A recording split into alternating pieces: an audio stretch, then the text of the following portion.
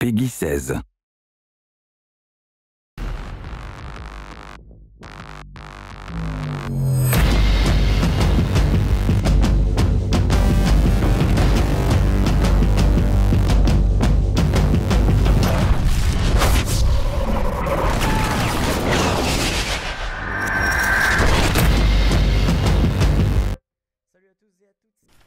Bonjour à tous et à toutes, c'est Damon. Me revoilà pour un nouvel épisode de BF Live sur PC.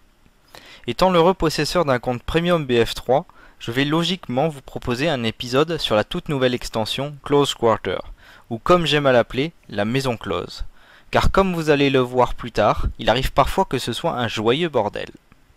J'ai choisi la carte Ziba Tower, car selon le sondage Battlelog, il s'agit de la carte la plus populaire.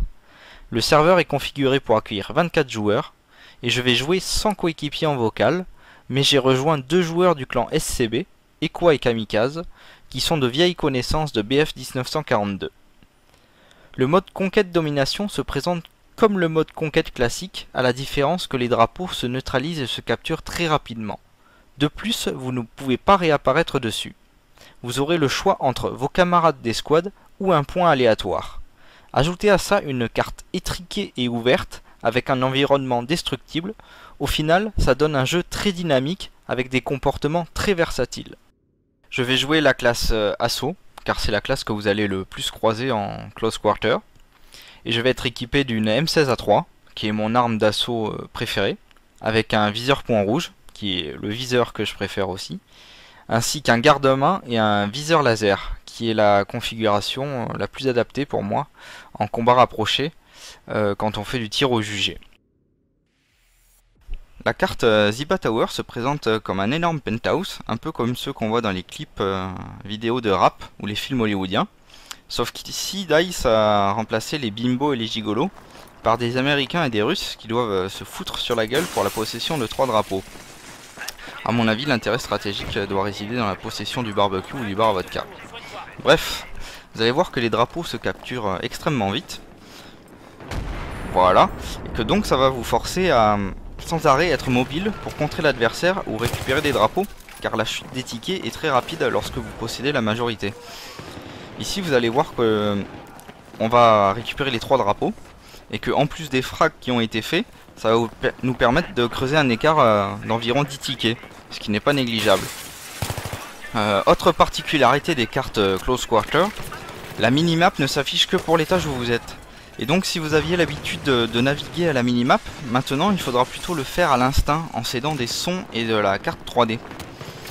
Quand je dis carte 3D, il s'agit des symboles qui apparaissent dans l'environnement 3D du jeu, comme les triangles et les têtes de mort qui symbolisent respectivement vos coéquipiers vivants ou morts.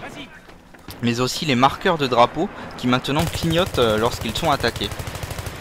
Au final, si vous êtes bien attentif à toutes ces informations, vos chances de succès seront largement augmentées.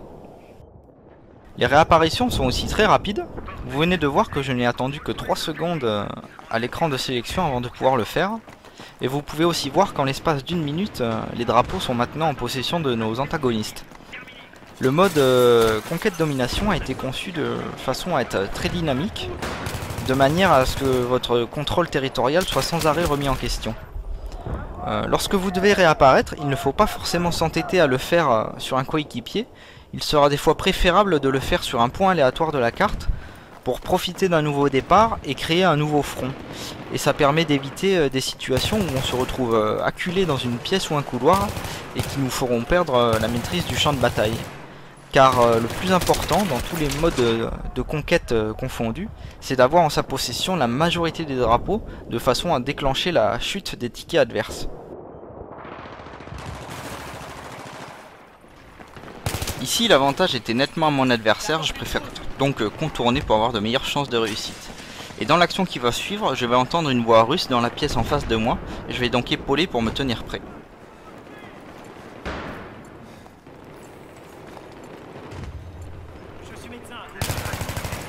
Voilà l'importance que vous devez attribuer au son de l'environnement, car c'est une des informations les plus fréquentes et fiables que vous allez avoir dans ce mode de jeu.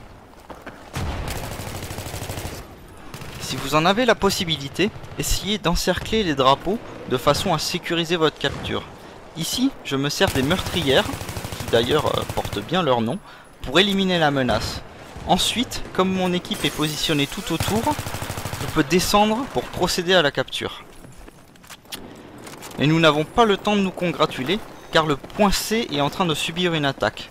Mon camarade passe à gauche, je passe à droite. Ainsi, lors de la phase d'assaut, nous avons 2 points d'entrée, qui vont nous éviter de nous bloquer, mais surtout nettement augmenter nos chances de réussite. Il faut essayer de penser comme un groupe d'intervention, qui au moment d'investir une pièce, le fait de façon coordonnée, rapide et par plusieurs points d'entrée. Pendant le tournage de la vidéo, j'avais dans l'optique de vous montrer au maximum toutes les particularités de la carte. Je vais donc emprunter le balcon central pour vous faire apprécier une vue plus générale. Et lors de mon arrivée dans l'aile opposée, vous allez voir que je me fais engager par la droite. Mon réflexe va être de fuir à couvert, puis de me retourner. Car dans la plupart des cas, votre agresseur va vous suivre, et la technique consiste à échanger les rôles, puisque en le forçant à bouger, et en l'engageant à ce moment, vous prenez l'initiative du combat. Regardez.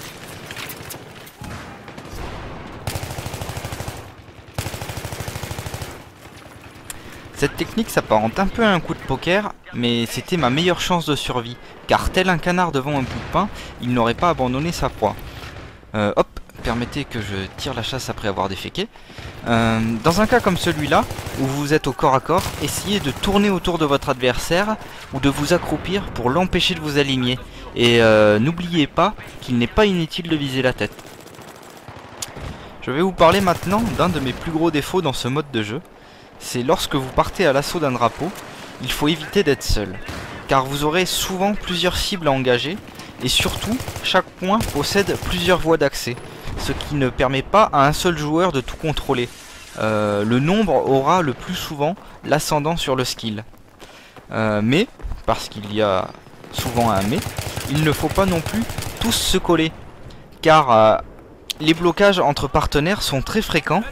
Il faut donc essayer de se déployer légèrement, d'anticiper les passages de porte et donner de la verticalité à son gameplay, car les cartes de Close Quarter offrent souvent cette possibilité.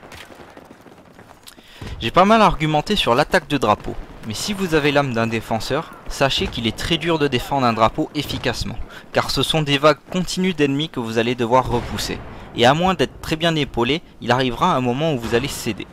Une des techniques que j'aime appliquer consiste à laisser l'adversaire capturer le drapeau, car pendant celle-ci, il est très vigilant, et une fois que celui-ci est en sa possession, je passe à l'attaque. Regardez.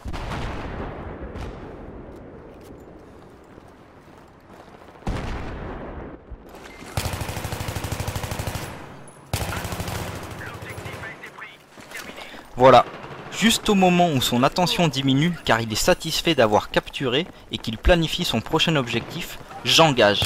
Ainsi, je valorise au maximum l'effet de surprise et comme les captures sont rapides, je ne pénalise pas mon équipe. Parlons maintenant un peu de la destruction HD. DICE et EA ont mis l'accent sur cet élément lors de la présentation de l'extension. Et comme vous pouvez le voir actuellement, notre penthouse a subi pas mal de dégâts. Je dois avouer qu'au niveau de l'immersion, la destruction HD fait des miracles. On est vite pris au jeu et vite pris de panique quand on voit les décors voler en éclats autour de nous. Et notre instinct de survie pointe le bout de son nez. Et nous n'avons plus qu'une idée en tête, c'est de fuir ou se jeter à terre. Je conseille la fuite. Et pour ceux qui ont peur d'avoir des chutes de FPS, personnellement je n'ai eu aucun problème. En comparaison, si vous faites bien tourner la map Caspian Border, alors vous n'aurez aucun problème sur les 4 cartes de Close Quarter. Personnellement, quand je fais du conquête domination, je préfère jouer sur des serveurs 16 ou 24 slots pour éviter d'avoir et de subir un gameplay trop primitif. Et au-delà du nombre de joueurs, je choisis des serveurs avec environ 300 tickets, de façon à ce que les cartes changent souvent, pour ne pas avoir trop de passages à répétition. 10 minutes, je trouve que c'est un temps de jeu parfait pour une manche dans ce mode de jeu.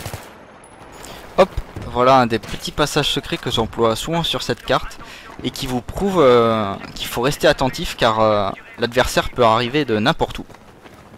Et ensuite, tel un canard qui a perdu son bout de pain, je cherche un ennemi fantôme que je ne trouverai jamais. Sinon, j'espère que mes conseils tactiques vous seront tous utiles. Si vous avez des questions, comme d'habitude, n'hésitez pas à les poser dans les commentaires sur YouTube. Je lis les commentaires et si les questions méritent une réponse, je réponds. Et oui. Voilà, je vous souhaite à tous de faire de bons frags et vous dis à une prochaine fois. Ciao.